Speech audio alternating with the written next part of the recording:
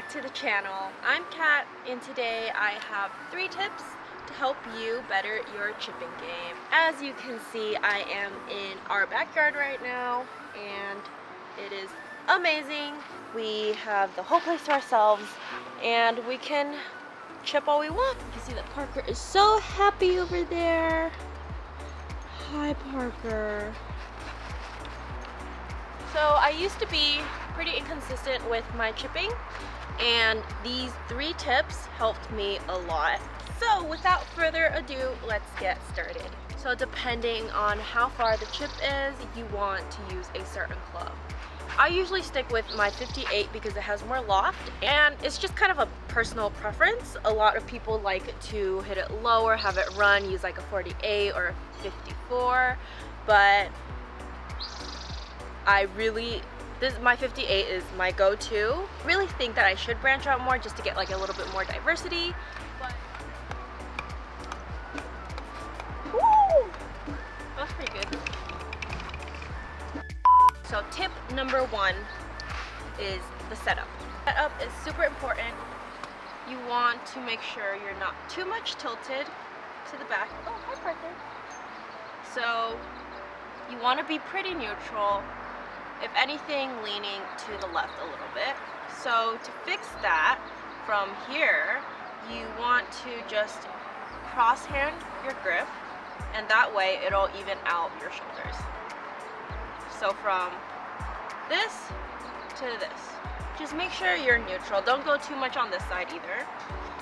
You'll start to notice you're gonna hit a more consistent shot when you're not back all the way on your back foot. You won't hit behind it anymore.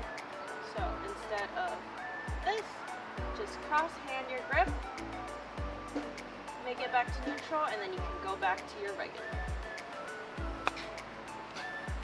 Alright, so the second tip is the setup before you hit it.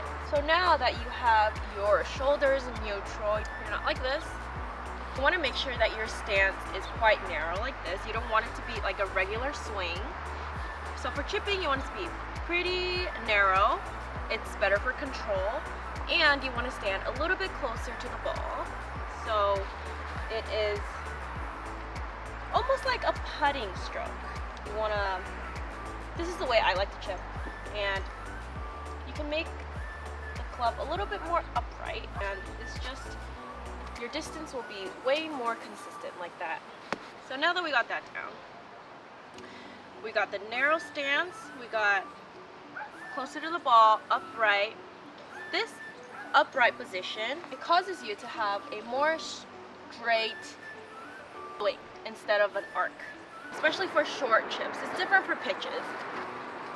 So after you got everything down, you want to make sure that you draw a triangle from your shoulders to your arms, and make sure they don't collapse like this or like that or like this. You just want it to keep this triangle all the way through and all the way. You want as little movement as possible, especially in chips. So a lot of people think to make the ball go up, you have to hit up on it. That is not the case. Remember, to make the ball go up, you need to hit down on it. Just like your iron shots. It's a little bit different for drivers because it is teed up. Especially for a wedge, if you hit down on it, it'll go high. There are different ways to hit depending on the grass. If it's very grabby, there are different techniques, but right now we're just talking about the regular standard rough or fairway or fringe. Parker! So let's try it. We have our triangle, we have a narrow stance, we have close to the ball, a little bit more upright. I feel like I'm putting basically. And I have my shoulders neutral, not too much back, not too much forward. And we're just gonna pick a target, visualize it landing, rolling. That's the main point in chipping, is visualization. Alright. Oh, and also, you do want to choke down on it. because you don't want to be all the way up here, then it's pretty hard to control. So the shorter you hold it, the more control you have. And this is not about distance either right now. Straight back, straight through. Just like that. So going off of that third tip, you do not want to scoop at the ball. Don't want to hinge that much. You want to be as, like I said, triangle.